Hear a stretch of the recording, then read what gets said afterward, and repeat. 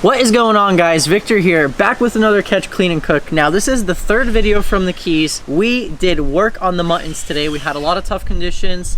Seas were rocking and rolling. We had a tough time getting bait, but guess what? Check this guy out. This is a mutton snapper right here. This is my favorite fish to catch offshore. My favorite snapper. There's these beautiful, really smart fish. So if you guys want to see how we caught these, the tactics we used, then meet me back at the fillet table. We're going to clean them up and cook them and have an awesome meal. Stay tuned.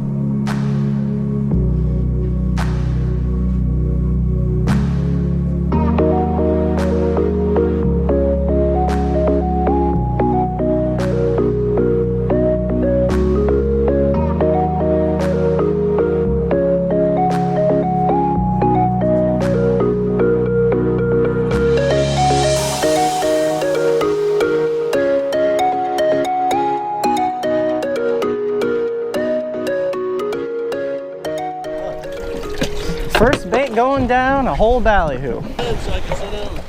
That ballyhoo's good. Yeah, I did that. I want a big wise mutton. Oh! Is that it? Wave? Yeah. You sure? Well, it sounded like a... Bounced. It sounded like a wave. Oh no, that's a fish. Yeah? Yep. Oh no, I have a fish on. I knew that clicker was real. Outsmart that. Oh no, the hook pulled. There's muttons down there. All right, guys, well, I just missed a mutton for sure. Textbook mutton hit. We switched up to a longer leader. Tough bite for us out here today, very rough. 2 to 3 foot seas, everyone got soaked. Spent a long time trying to catch ballyhoo today, but we finally caught him, and first ballyhoo we put down got smoked. There we go. There we go. Oh no. There we go. Oh no. Oh no. I'm on. Oh no. The pink rod, the pink reel, and the pink fish. I think I got the first mutton of the trip on. I really hope so. We've had some very tough conditions today. Got our butts handed to us with this rough weather, and but we finally got our ballyhoo. We've been looking to get ballyhoo this whole trip. We haven't. No, again! How is that hook keep pulling, man? Hey, that fish took me in a reef. I got all frayed up. Whoa, fish have got a bonita on. Netting them, thank you. Nice ballyhoo plug down there. Oh yeah, oh yeah. Get that. That looks like a good one. It's a mutton. Oh yeah. This is gonna be the biggest mutton I ever caught. Yeah? Oh yeah. Oh Oh yeah. Shadow. It's a mutton. It's a mutton. Yep. You got Here, I got it. That's my biggest mutton ever. Oh yeah, that's a freaking slob. Oh my god! Good job, Brian. Mutton I've ever. Oh, it's like 13, 14 That's pounds. impressive. All right, guys. Well, I have gotten schooled by 3 muttons now, and Brian broke the seal today with this beautiful mutton right here. Biggest one, right? Oh yeah, it's my biggest mutton.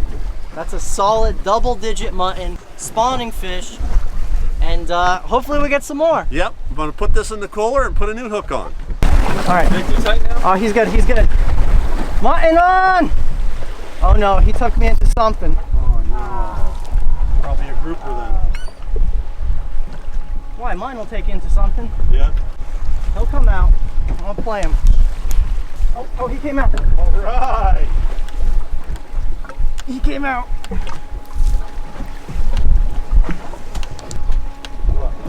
All right, I'm at the mono.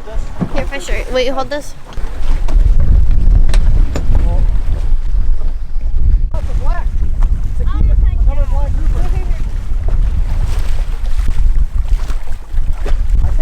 Right at keeper. That'll be right at keeper. Yes. We got a black. Oh, that's keeper. All yeah. day. All day. What is it? He's over 28. He's like 29. We're in the money. Jed, come take my seat. We got the big mutton. We got a black grouper. We're starting to get in them. This is a good turn of events for us because we've had a rough day, like I said, but you get the right bait and then you get the right fish. And it's finally season, so we've been keeping all these guys, and these are really are pretty fish. Look at their color change before our eyes.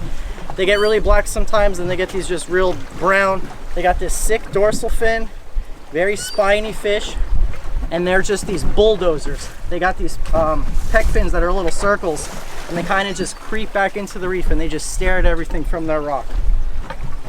Thanks, Jed. I'll just lay them on top for now. Well, I'm talking to the GoPro, and I didn't record my black grouper, but Brooke got it on the camera. The one time I actually caught one, wasn't recording.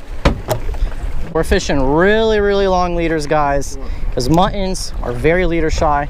And I got this ballyhoo plug, this big old circle hook right here. And what I do is I toss my long leader out, get all that slack out first, let it go away from the boat. I got my 6-ounce weight right here. I'll wait until that ballyhoo floats back there with that leader, and then I'll cast out my 6-ounce egg way back there, and it'll just flow right back there in line with the current. Oh, we're on. It swam to me. Yeah, that's a shark or something. Oh no, maybe not. Maybe it's just a big mutton.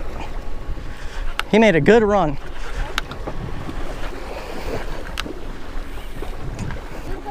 Yeah. If this is a mutton, it's a big one. Ryan, did yours take a lot of line? Oh yeah. Oh, we got the spawners. Done. Away from the rock. Fisher, get your Easy. Me nervous. Are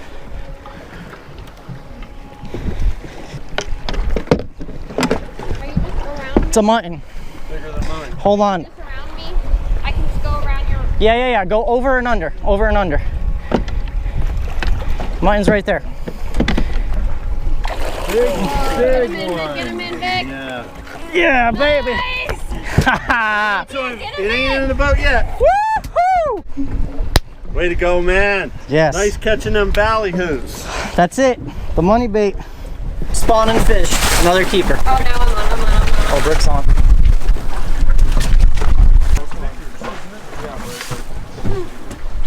You get that thing. Are you in full? Yeah. Here I am at sinker. It's a muffin. Oh, Brooke, it's another giant. Yeah! Oh my gosh! Yeah! We was like an hour before we started really getting into these fish. We were starting to think it wasn't a good spot. I'm on. This one didn't pull any line yet. Oh, I'm on finally. That was a tough fight towards the end there. Black grouper. It's feeling good. Feels dense. So what you got to do when you get to that long leader, you got to hand line the rest of them in. Keep constant tension, because if you give it slack, they have a chance to throw that hook. It's a black grouper. It's a black grouper.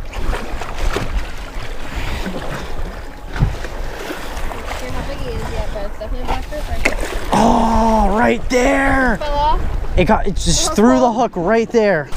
So check this out, guys. This is a mutton snapper, and like I told you, this is my favorite fish. If you guys look at these, they just got this really broad head, and as I was telling Brian earlier, I just think these fish look smart. You look at them and they just look at you like they know what's going on, you know what's going on. They are very hard to outsmart. A lot of people struggle with catching these fish, and there's a lot of little nuances to catching these guys. We figured it out today, but definitely not the easiest fish to catch offshore. But when you do get them this size, you really are blessed. It's just a real treat. So first thing I'm gonna do with this guy, got this big knife right here, find that head meat, start with my first incision, holding him by the pec fin, go right down to the rib cage. We start, and then I'm gonna ride my knife just right alongside his backbone.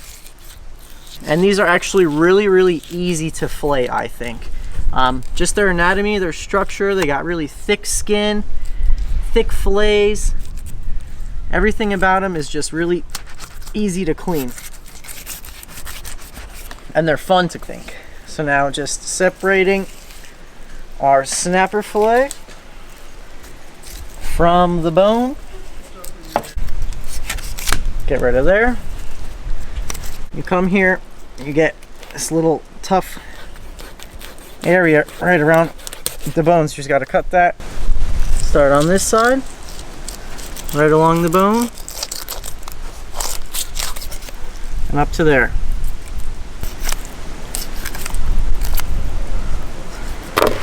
Flip them around. Now,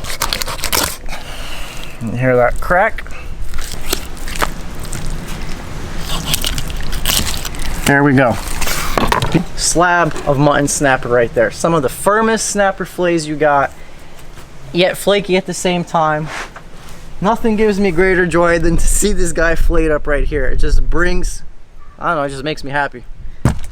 So now we're gonna go ahead and skin this guy up, and like I told you, it has, the snapper, especially muttons, have really thick skin, so it's really easy to skin because your knife doesn't tear through it. It kind of just glides right over it. There you go, big thick skin.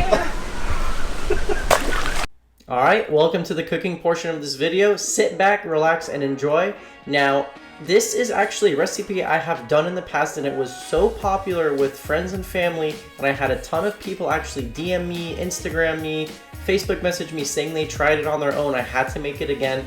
I made this for Brooke's neighbors who actually came and visited us, but let me tell you guys a little bit about the recipe. So, we have here some tomatoes. I chopped up some fresh tomatoes as well as a bunch of onions, and I'm making a lot of ingredients because this is going to be for, I think it was around 9 people.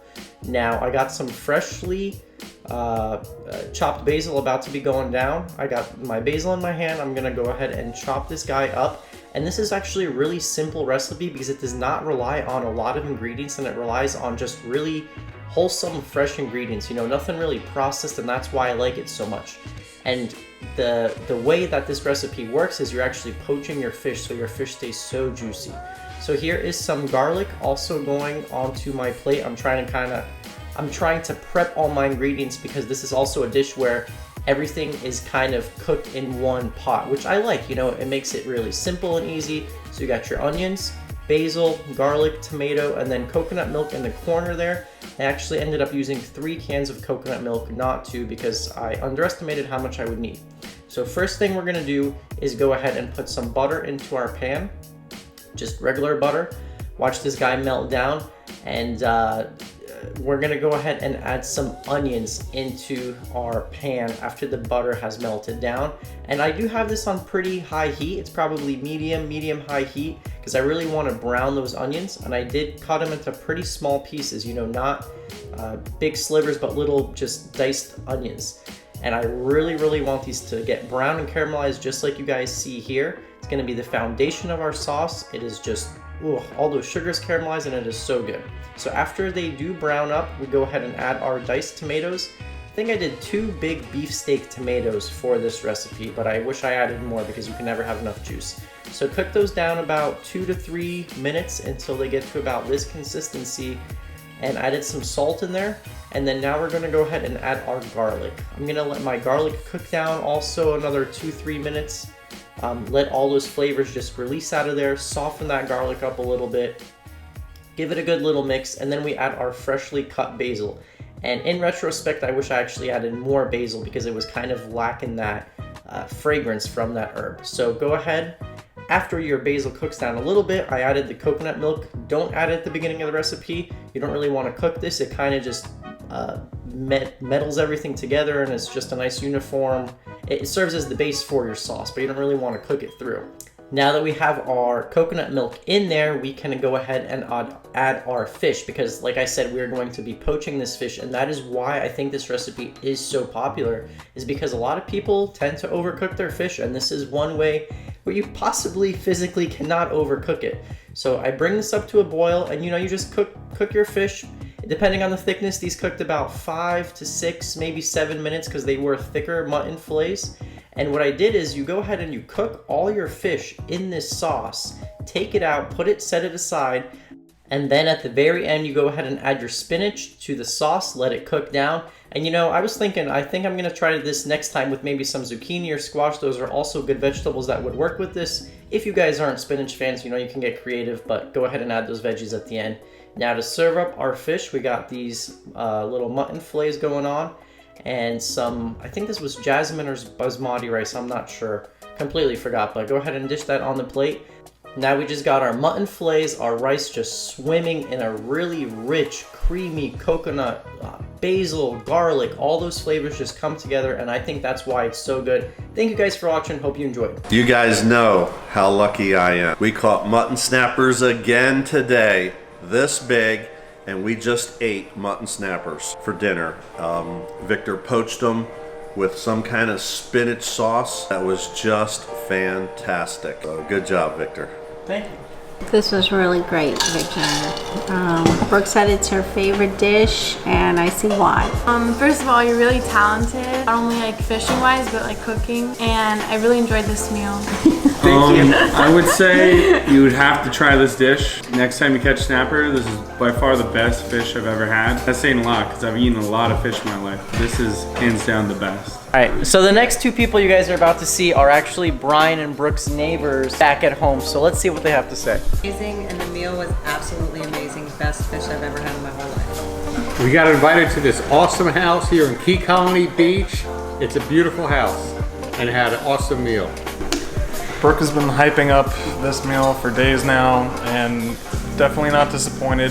Everything was phenomenal, and it's just a perfect finale, just meal-wise, is superb.